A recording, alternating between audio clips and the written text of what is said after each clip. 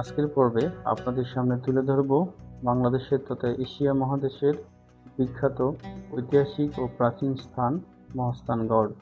এই পর্বে আপনারা দেখবেন মহাস্থানগড়ের প্রত্নতাত্ত্বিক নিদর্শনসমূহ ও ঐতিহাসিক স্থানসমূহ। মহাস্থানগড় বাংলাদেশের প্রাচীনতম ও অন্যতম গুরুত্বপূর্ণ প্রত্নতাত্ত্বিক নিদর্শন। এই মহাস্থানগড়টি বগুড়া জেলার শিবগঞ্জ উপজেলার করতোয়া নদীর তীরে অবস্থিত। খ্রিস্টপূর্ব ৩য় শতক থেকে শুরু করে পর্যায়ক্রমে গুপ্ত, পাল ও সেন বংশের শাসনামলে এটি প্রাচীন পুণ্ড্রবর্ধনের রাজধানী পুণ্ড্রনগর হিসেবে অত্যন্ত সমৃদ্ধ ছিল। প্রায় ২৫০০ বছরের পুরনো এই দুর্গনগরে বৌদ্ধ, হিন্দু ও মুসলিম সভ্যতার অনন্য নিদর্শন পাওয়া গিয়েছে। এটি বাংলাদেশের প্রাচীনতম নগরস্থান, যা কমপক্ষে খ্রিস্টপূর্ব ৩য় শতাব্দী থেকে আবাদযোগ্য ছিল। ১৯৩১ সালে এখানে প্রাপ্ত প্রাকৃত শিলালিপি এর প্রাচীনত্বের প্রমাণ দেয়। বগুড়া শহর থেকে ১০ থেকে ১২ কিলোমিটার উত্তরে মহাস্থানগড় অবস্থিত, যা পূর্বে পুণ্ড্রবর্ধন বা পুণ্ড্রনগর নামে পরিচিত ছিল। মহাস্থানগড় বগুড়া-রংপুর হাইওয়ে মহাস্থান বাজারের পশ্চিম পাশে অবস্থিত।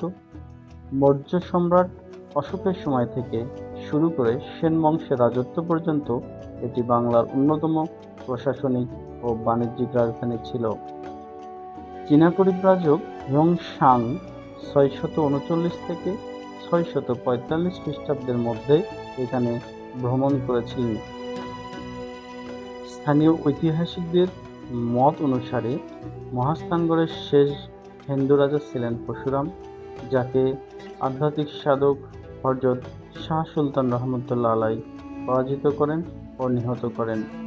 এখানে পরশুরামের প্রাসাদ রয়েছে, বৈরাগীর ভিটা রয়েছে, জিয়ত কুণ্ড রয়েছে, খোদার পাথর ভিটা রয়েছে, বেহুলা সুন্দরীর বাসর ঘর রয়েছে এবং জাদুঘর রয়েছে।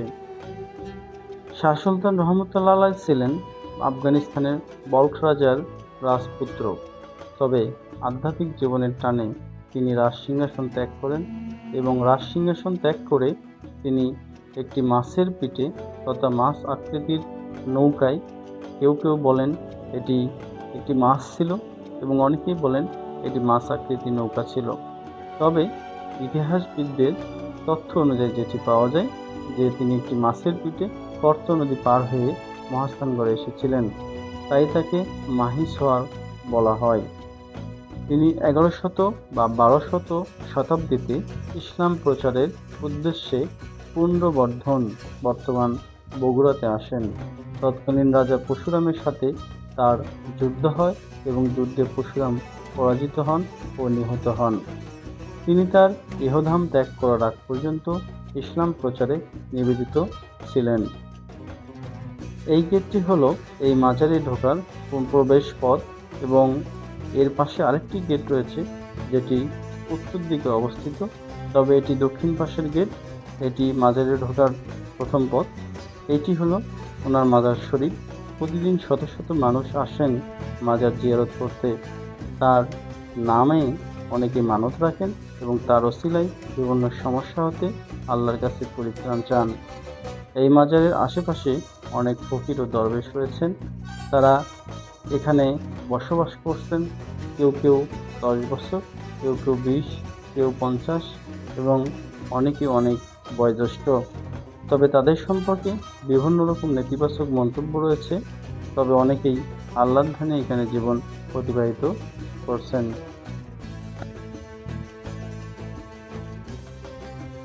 আপনারা এখন যে ছবিটি দেখতে পাচ্ছেন এটি হলো বেহুলা সুন্দরীর বাসর ঘর, যা মহাস্থানগড় থেকে প্রায় ২ কিলোমিটার দক্ষিণে গোকুল গ্রামে অবস্থিত। এই বাসর ঘরটি একটি অনন্য প্রত্নতাত্ত্বিক নিদর্শন, যা ঐতিহাসিকভাবে গোকুল মেদ বা দক্ষিণদ্বার মেদ নামে পরিচিত। এটি প্রায় ১৩ মিটার বা ৪৫ ফুট উঁচু একটি ঢিবি।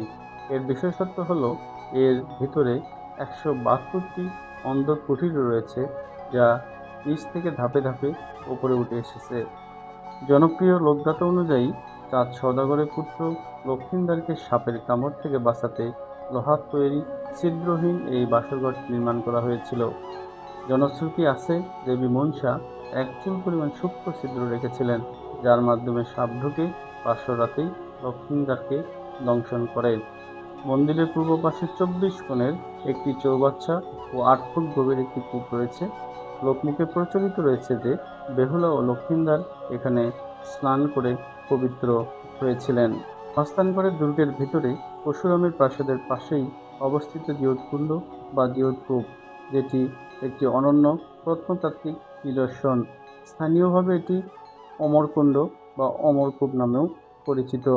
লোককথা অনুযায়ী প্রাচীন পুণ্ড্রবর্ধনের রাজা পরশুরামের এই কূপে অলৌকিক ক্ষমতা ছিল। যুদ্ধে তার কোনো সৈন্য মারা গেলে বা আহত হলে এই কূপের পানি পান করালে বা তাতে চুবিয়ে দিলে তারা পুনরায় জীবিত বা সুস্থ হয়ে উঠত। শাহ সুলতান মাহমুদ বলকির রহমতুল্লাহ আলাইহির সাথে রাজা পরশুরামের যুদ্ধের সময় এই অলৌকিকতার কথা জানাজানি হয়। কিংবদন্তি অনুসারে শাহ সুলতান রহমতুল্লাহ আলাইহির নির্দেশে একটি চিল বা শকুনের মাধ্যমে এক টুকরা গরুর মাংস কূপে ফেলে দেওয়া হয়, ফলে এই কূপটি তার অলৌকিক ক্ষমতা চিরতরে হারিয়ে ফেলে। এটি মহাস্থান বাসস্ট্যান্ড থেকে কিছুটা ভেতরে শাহ সুলতান রহমতুল্লাহ আলাইহির মাজারের উত্তর পূর্ব দিকে অবস্থিত। মহাস্থানগড়ের আরেকটি অনন্য প্রত্নতাত্ত্বিক নিদর্শন হল পরশুরামের প্রাসাদ, যেটি মহাস্থানগড় দুর্গনগরীর ভিতরে অবস্থিত। এটি মানকালীকুণ্ড থেকে প্রায় 200 মিটার উত্তরে অবস্থিত। স্থানীয় জনশ্রুতি অনুযায়ী এটি মহাস্থানগড়ের শেষ হিন্দু রাজা পরশুরামের আবাসস্থল ছিল। এটি একটি বহুকক্ষ বিশিষ্ট লৈকিক ইমারত, যা উত্তর দক্ষিণে লম্বা এবং আয়তাকার প্রাচীরে বেষ্টিত। প্রাসাদটি 4টি স্বতন্ত্র ব্লকে বিভক্ত এবং এর মাঝখানে একটি খোলা আঙ্গিনা ছিল। এখানে ইস্ট ইন্ডিয়া কোম্পানির মুদ্রা, বিষ্ণুপটের ভাঙ্গা অংশ, বহু সংখ্যক কড়ি এবং উজ্জ্বল মৃৎপাত্রের টুকরা পাওয়া গিয়েছে।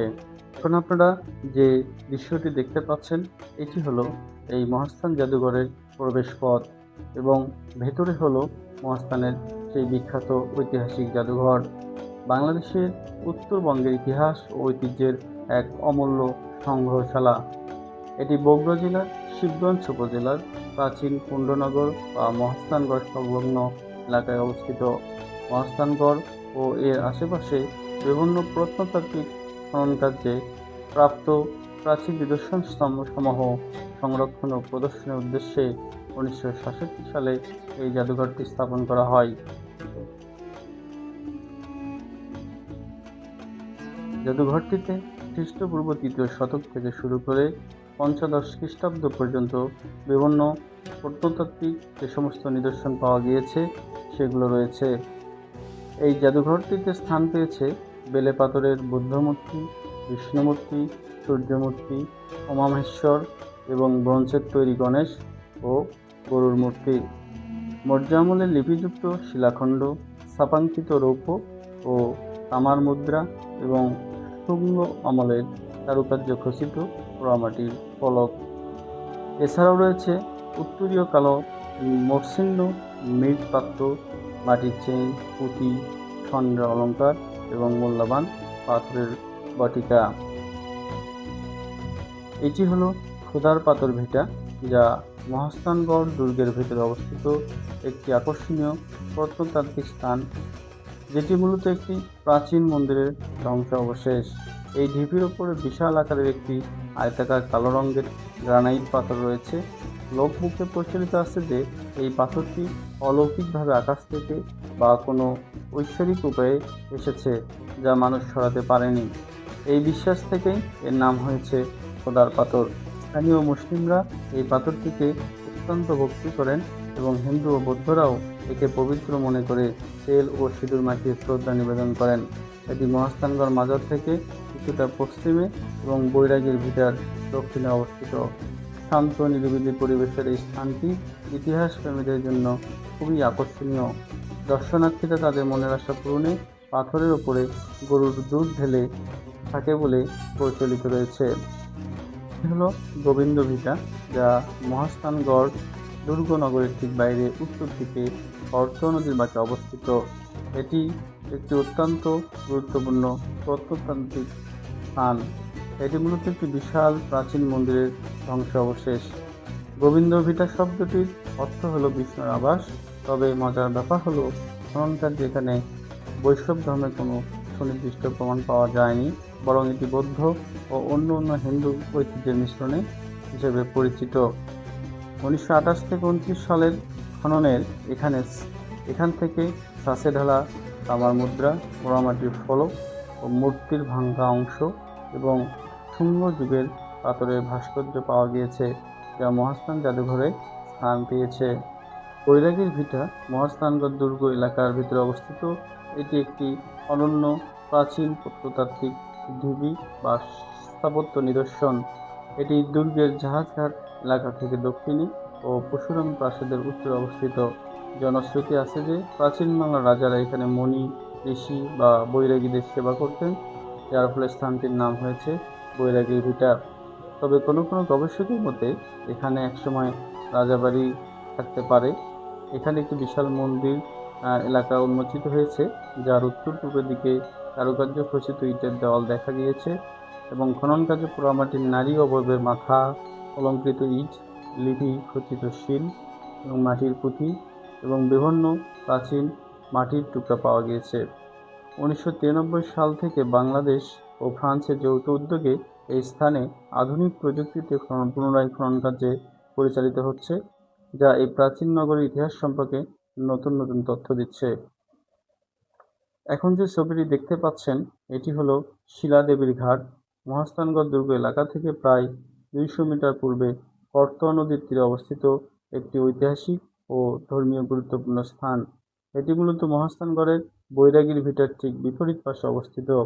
স্থানীয় কিংবদন্তি ও ইতিহাসবিদদের মতামত অনুযায়ী শিলাদেবী ছিলেন মহাস্থানগড়ের শেষ হিন্দু রাজা পরশুরামের সুন্দরী কন্যা, অথবা কারো মতোই ছিল বোন। মুসলিম সাধক হযরত শাহ সুলতান মাহমুদ বলকি মাহিসর রহমতুল্লাহ আলাইহির সাথে যুদ্ধে রাজা পরশুরাম পরাজিত নিহত হলে শিলাদেবী নিজের সম্মান রক্ষার্থে করতোয়া নদীর এই স্থানে ঝাঁপ দিয়ে আত্মাহুতি দেন। অন্য এক মতে তিনি ওই দরবেশকে হত্যার চেষ্টা করে ব্যর্থ হওয়ার পর নদীতে ঝাঁপ দেন। তার নাম অনুসারে এই ঘাটের নাম হয়েছে শিলাদেবীর ঘাট। অনেক গবেষক এই কাহিনীকে নিছক জনশ্রুতি বা মিথ মনে করেন।